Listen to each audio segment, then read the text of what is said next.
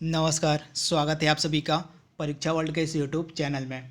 दोस्तों, आज के इस वीडियो में हम डिस्कस करेंगे बायोलॉजी के टोटल 400 सबसे बेस्ट एमसीक्यूज को। टोटल जितने भी इम्पॉर्टेंट एमसीक्यूज बन सकते हैं, जो आपके एग्ज़ाम में जिनकी पूछे जाने की संभावनाएं सबसे ज़्यादा होंगी, उन सभी इम्पॉर्टेंट एमसीक्यूज को हम इस वीडियो में कवर करेंगे।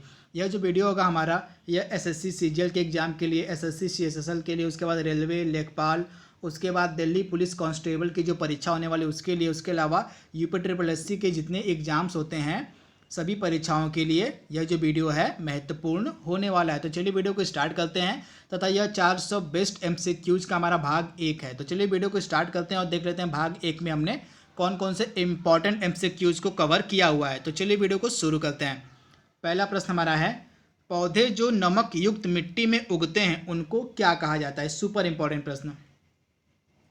तो पौधे जो नमक युक्त मिट्टी में उगते हैं उनको क्या कहते हैं हम, तो हेलोफाइट, यानी ऑप्शन सी इसका बिल्कुल सही है, हेलोफाइट। अगला प्रश्न हमारा है, पर्यावरण यानी कि इन्वायरमेंट किससे मिलकर बनता है, किन किन घटकों से मिलकर जो है हमारा इन्वायरमेंट यानी कि हमारा पर्यावरण बना हुआ है। तो दिए गए प्रश्न का राइट आंसर हो जाएगा हमारा ऑप्शन डी, यानी कि उपयुक्त सभी, यानी कि जीवी घटकों से मिलकर, भू आकृतिक घटकों से और अजैव घटकों यानी कि तीनों घटकों से मिलकर जो है हमारा इन्वायरमेंट यानी कि हमारा पर्यावरण जो है यह बना हुआ है। तो ये मोस्ट इंपॉर्टेंट प्रश्न, इसे आप ध्यान रखिएगा। अगला प्रश्न हमारा है, संवहनी पौधों में पानी ऊपर कैसे जाता है। सुपर इंपॉर्टेंट प्रश्न। तो संवहनी पौधों में जो पानी है ये ऊपर किस प्रकार जाता है, तो जाइलम टिश्यू की मदद से जो है संवहनी पौधों में पानी ऊपर जाता है। तो इसका राइट आंसर आपको मिलेगा ऑप्शन डी, संवहनी टिश्यू के माध्यम से। अगला प्रश्न हमारा है, पौधों का कौन सा भाग फूल बनने का उद्दीपन ग्रहण करता है। तो प्लांट का कौन सा हिस्सा है जो फूल बनने का उद्दीपन ग्रहण करता है, तो इसका राइट आंसर हो जाएगा जड़ यानी कि रूट। ऑप्शन जो इसका डी है हमारा बिल्कुल सही है, जड़। अगला प्रश्न हमारा है, जीनेटिक्स निम्नलिखित में से किसका अध्ययन है। तो जीनेटिक्स के अंतर्गत किसका अध्ययन किया जाता है, तो जीनेटिक्स के अंतर्गत अध्ययन किया जाता है अनुवांशिकता और विचरण का, यानी ऑप्शन डी इसका बिल्कुल सही है, अनुवांशिकता और विचरण का अध्ययन किया जाता है जीनेटिक्स के अंतर्गत। अगला प्रश्न हमारा है, मेंडल के अनुवांशिकता का सिद्धांत किस पर आधारित है।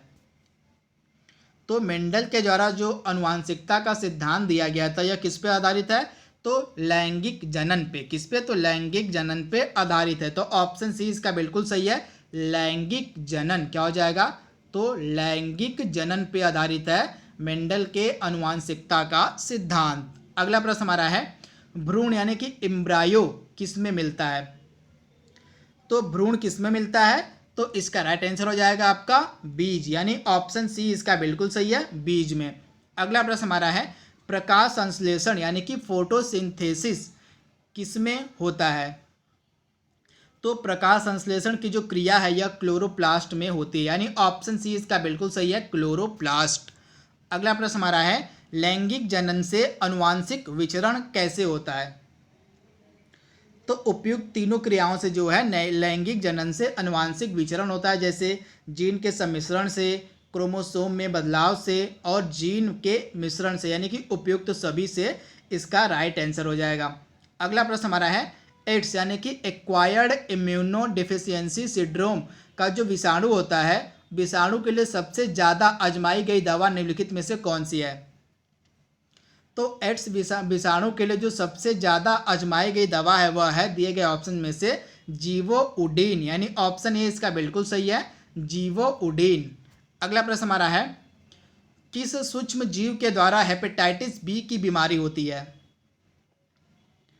तो किस सूक्ष्म जीव के कारण जो है हेपेटाइटिस बी की बीमारी होती है। तो जो हेपेटाइटिस बी की बीमारी होती है किसके कारण होती है, तो इसका राइट आंसर हो जाएगा आपका वायरस के कारण, यानी कि विषाणु के कारण जो है हेपेटाइटिस बी की बीमारी होती है। अगला प्रश्न हमारा है, कार्बन क्रेडिट का जो दृष्टिकोण है यह किस में अपनाया गया था। तो कार्बन क्रेडिट का जो दृष्टिकोण था यह किस में अपनाया गया था, तो क्योटो प्रोटोकॉल जो कि 1997 ईस्वी में हुआ था। किस उद्देश्य से हुआ था, तो ग्लोबल वार्मिंग को कम करने के लिए, ग्लोबल वार्मिंग के प्रभाव को कम करने के लिए जो है, ग्लोबल वार्मिंग के प्रभाव को कम करने के लिए 1997 ईस्वी में क्योटो प्रोटोकॉल का आयोजन किया गया था। तो इसे आप याद रखिएगा, यह प्रोटोकॉल क्यों आयोजित किया गया था, तो ग्लोबल वार्मिंग के प्रभाव पर चर्चा करने के लिए। उसके बाद क्योटो प्रोटोकॉल की जो यह प्रोटोकॉल था आयोजित कब किया गया था, 1997 में, तथा इसी में कार्बन क्रेडिट की जो अवधारणा है उसको शुरू किया गया था। इसके बाद दूसरा ऑप्शन हमारा है अर्थ समिट। अर्थ समिट ये इंपॉर्टेंट है, लगातार एग्जाम में पूछा था ये भी। तो अर्थ समिट का जो आयोजन है यह 1992 ईस्वी में किया गया था। पहली बार कब किया गया था, तो इसका लोकेशन आप याद देखिएगा, रियो डी जेनेरियो। यह शहर आपको मिलेगा ब्राज़ील में। कहाँ, तो रियो डी जेनेरियो जो शहर है ये आपको मिलेगा ब्राज़ील में। यहीं पे जो है पर्यावरण संरक्षण के लिए, पर्यावरण प्रदूषण के लिए, मतलब पर्यावरण प्रदूषण पर बात करने के लिए जो है पहली बार अर्थ समिट का आयोजन किया गया था ब्राज़ील के रियो डी जेनेरियो शहर में वर्ष 1992 में। तो इसे भी आप ध्यान दीजिएगा। तीसरा ऑप्शन हमारा क्या रहा है, मॉन्ट्रियल प्रोटोकॉल। मॉन्ट्रियल प्रोटोकॉल कब आयोजित किया गया था, तो इसकी डेट मॉन्ट्रियल प्रोटोकॉल की आपको मिलेगी 1989 में।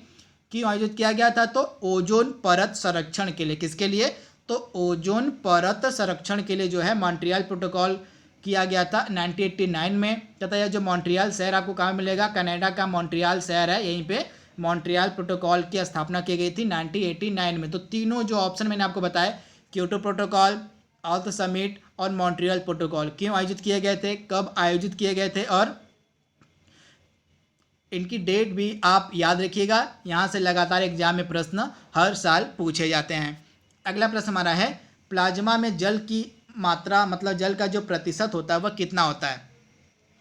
तो प्लाज्मा में जल का प्रतिशत कितना होता है, तो 90%। 90% जो है जल की मात्रा पाई जाती है टोटल प्लाज्मा में। तो आप इसे याद रखिएगा। अगला प्रश्न हमारा है, एक कार्यशील महिला को प्रतिदिन कितना प्रोटीन लेना चाहिए। तो जो एक वर्किंग वीमेन होती है, जो एक कार्यशील महिला होती है, उसको प्रतिदिन जो है डेली बेसिस पे कितना प्रोटीन लेना चाहिए, तो 45 ग्राम, यानी ऑप्शन डी इसका बिल्कुल सही है, 45 ग्राम। अगला प्रश्न हमारा है, निम्न में से कौन सा जीव अपनी त्वचा से सांस लेता है। तो दिए गए ऑप्शन में से जो तिलचट्टा होता है यह अपनी त्वचा से सांस लेता है, यानी ऑप्शन डी इसका बिल्कुल से तिलचट्टा। अगला प्रश्न हमारा है, रक्त ब्लड क्या होता है। तो हमारा जो ब्लड होता है, हमारा जो रक्त होता है, यह एक संयोजी ऊतक होता है, यानी ऑप्शन ए इसका बिल्कुल सही है, संयोजी ऊतक। अगला प्रश्न हमारा है, मानव शरीर के किस अंग में लसिका कोशिकाएं बनती हैं। तो मानव शरीर का वह कौन सा अंग है जिसमें लसिका कोशिकाएं बनती है। तो हमारे शरीर का जो पार्ट होता है दीर्घ अस्थि, यानी ऑप्शन बी इसका बिल्कुल सही है, दीर्घ अस्थि में जो है लसिका कोशिकाएं बनती हैं। तो ऑप्शन बी इसका बिल्कुल सही है, दीर्घ अस्थि। यहाँ पे अगला प्रश्न जो हमारा है, इसमें आपको सही जो मतलब जो सुमेलित नहीं है उसको आपको बताने के दिए गए ऑप्शन में से कौन सा सही सुमेलित नहीं है। तो आइए देख लेते हैं। विटामिन डी, विटामिन डी की कमी से कौन सा रोग होता है, रिकेट्स, यह बिल्कुल सही है। विटामिन ए की कमी से कौन सा रोग होता है, रतौंधी, यह भी बिल्कुल सही है। विटामिन डी की कमी, विटामिन सी की कमी से कौन सा रोग होता है, स्कर्वी, यह भी बिल्कुल सही है। लास्ट ऑप्शन हमारा है विटामिन बी, विटामिन बी की कमी से यह बाल का झड़ना नामक रोग नहीं होता, बल्कि कौन सा होता है, तो विटामिन बी की कमी से बेरी नामक रोग होता है। तो इस प्रकार से जो ऑप्शन डी हो जाएगा विटामिन बी वाला, यह सही सुमेलित नहीं है। अगला प्रश्न हमारा है, मधुसूदनी, जिसको इंग्लिश में इंसुलिन कहा जाता है, इंसुलिन का जो अंतःस्राव है यह एक क्या है। तो इंसुलिन का जो अंतःस्राव होता है यह एक पेप्टाइड होता है, यानी ऑप्शन सी इसका बिल्कुल सही है, पेप्टाइड। अगला प्रश्न हमारा है, निम्नलिखित में से कौन सा एक स्कर्वी रोग के इलाज के लिए उपयोगी है। तो दिए गए ऑप्शंस में से इसमें से कौन सा एक स्कर्वी रोग के इलाज के लिए उपयोगी है, तो आंवला, यानी ऑप्शन सी इसका बिल्कुल सही है। आंवला में जो है विटामिन सी का सबसे ज़्यादा, मतलब विटामिन सी का बहुत ही अच्छा स्रोत माना जाता है आंवला। तो इसे भी आप ध्यान दीजिएगा। तो विटामिन सी की कमी से ही स्कर्वी रोग होता है, तो इसी कारण से स्कर्वी रोग के इलाज के लिए जो सबसे उपयोगी है वो हो जाएगा आंवला। अगला प्रश्न हमारा है, प्रशीतन यानी कि रेफ्रिजरेशन खाद्य प्रसंस्करण में कैसे मदद करता है।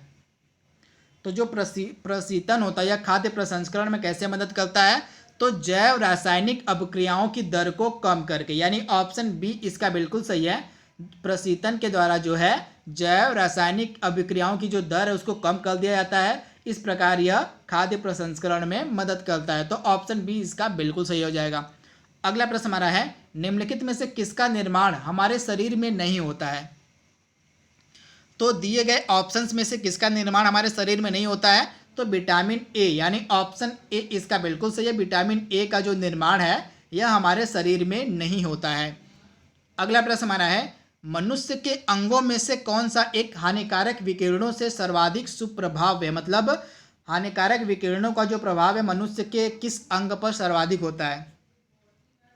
तो मनुष्य की आंख इसका राइट आंसर हो जाएगा। अगला प्रश्न हमारा है, एड्स मतलब किसके कारण फैलता है? जीवाणु से, फफूंद से, कृमि से या विषाणु से?